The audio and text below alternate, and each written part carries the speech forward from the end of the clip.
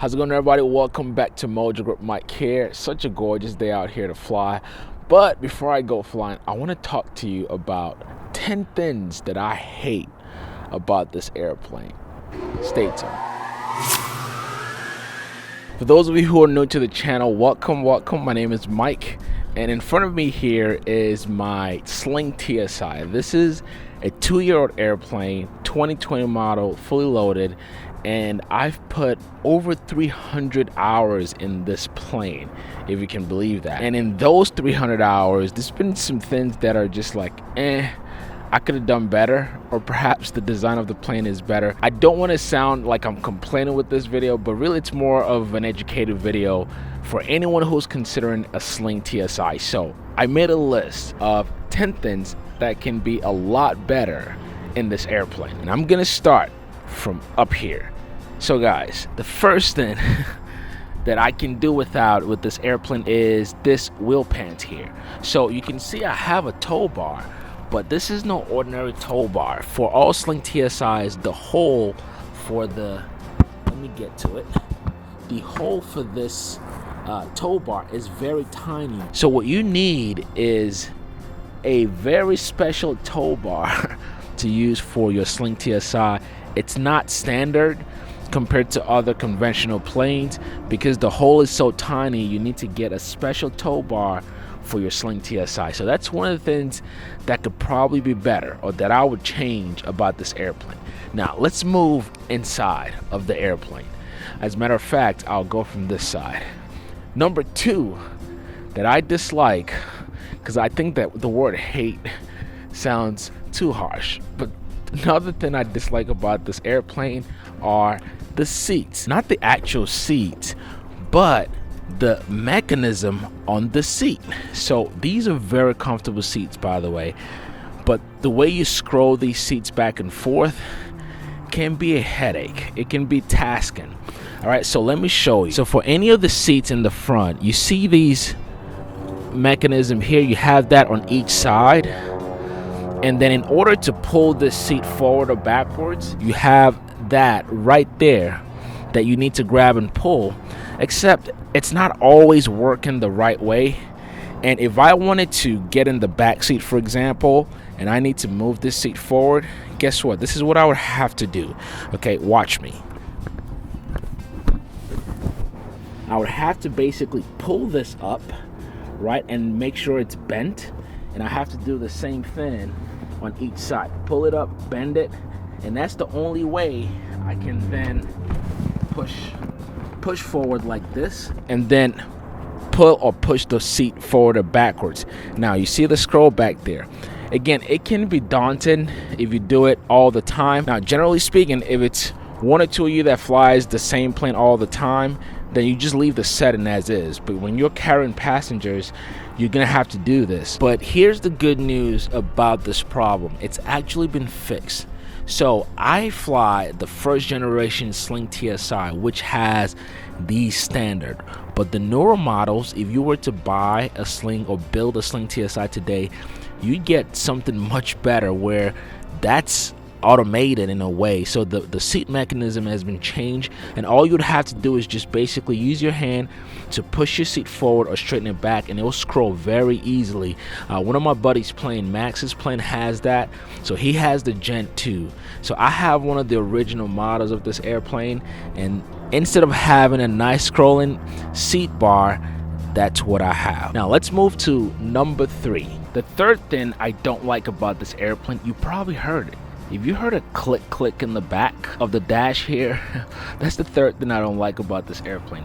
Now, full disclosure, this is more of I was the guinea pig for that particular feature. For those of you who have been following me, you know that this airplane has a push to start button over there. And that has to do also with the intellikey system. And what you hear is that click.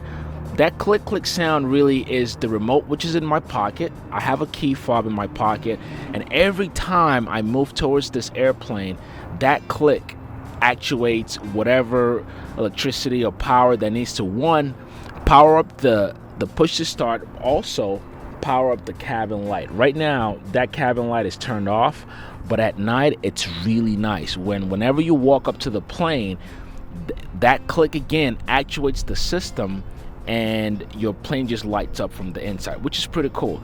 Now here's the problem: it doesn't go just once, it just continues. Like if I walk away from this airplane right now and I come around it or I go back, all I hear is just click click all day. I'll demonstrate that. Watch this. Did you hear it? Yep. Now let me go to the front of the airplane and you would hear that same click again. And when you're doing your pre-flight, it can get annoying. I don't know about you, but that's what it does to me. So watch this. You hear that click again? So it just keeps going and going and going. That is the only issue. Now I assume that other Sling TSIs that's been built after this airplane, they fixed that problem. But again, my airplane was literally the first airplane to have all these cool features, so I was more of the guinea pig for all the airplanes to come. But that's one of the annoying things that I don't like about this airplane. Now while I'm here, I'm gonna talk about the fourth thing I don't like about this plane. So if I turn on the avionics here, currently I have this issue with my backlight system, right? So when you're flying either during the day or say late at night or where it's darker, this system, the G3X Touch, has a nice backlight system that automatically will adjust the lighting based on the amount of light that's reflecting on it. So I'll show you. So right now you can see on my screen it's perfectly lit. But what I've noticed earlier this year is that whenever I'm taking off or the prop, right, the RPM changes, I notice my backlight just starts to flare up and down, which means the system is not working properly. And so what I generally do is this. I typically will go to the backlight here and I will change from light bus and change it to manual, and that way I can just manually set it and leave it alone. So that is one issue that I've had with this airplane, and I'm hoping I can get it fixed, but honestly it hasn't been a big deal, that I've just been flying with it for the most part. Number 5, stepping on the seat. So in order to get into a Sling TSi, you have to do this. Now I'm using my left foot, but generally you would have to step in with both foot. See how it extends there? 1 foot there, 1 foot there, and then you sit and then pull yourself down into the seat. Now, this is not unique to the Sling TSi, so I can't say that it's something I hate about the airplane all the way, because most aircraft in the same class, this is usually how you would get in and out. Now, if you have really nice seats, you're just gonna have to get used to it. Your seats are gonna get your footprint all the time. What you could do though, and what I've done in the past, is I've had some seat covers, which helps. Now, they're not the nicest looking seat covers, because I would rather have this. I'd rather look at my seat like this all the time.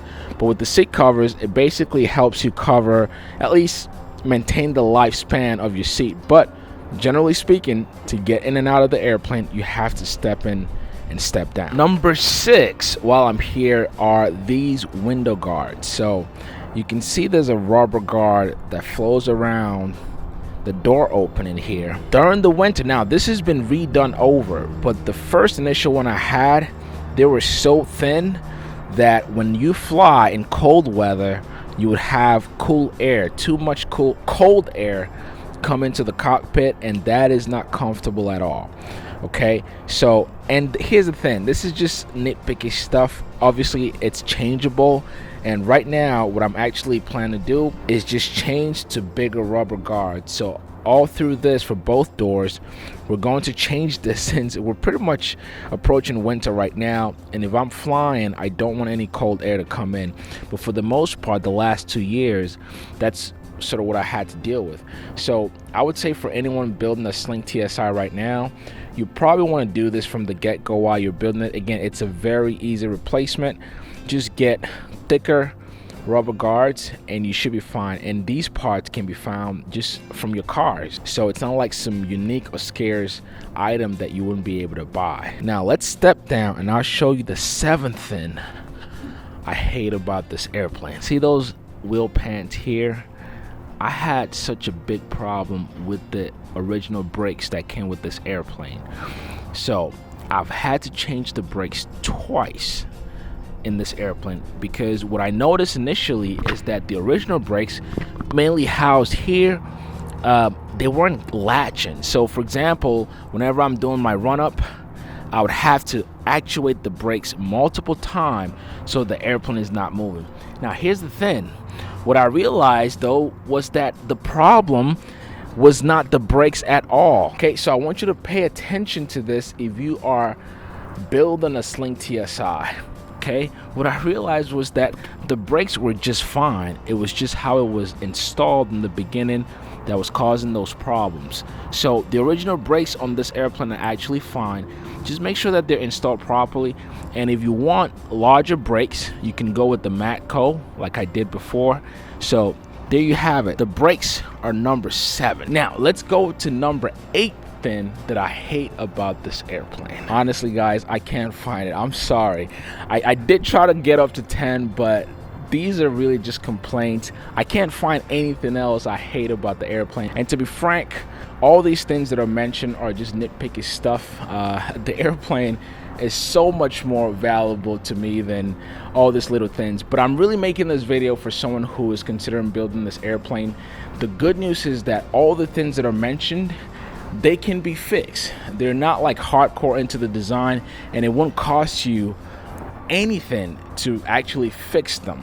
As I said, for example, the seat scroll system, that's already automatically fixed if you are building a Sling TSi today.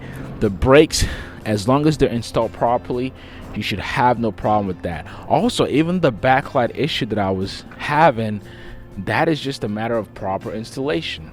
And or maybe you have a faulty, or I have a faulty system. But the only thing I would say that you can change really is the tow bar inserts here. Those are just how it is, except the factory decides to change them. But honestly, it's just something you get used to. Also, getting out of the airplane, that's something you have to get used to. But whether you're on the shorter or the taller side, this is still a plane that you can fly all day, every day. But yeah, I lied.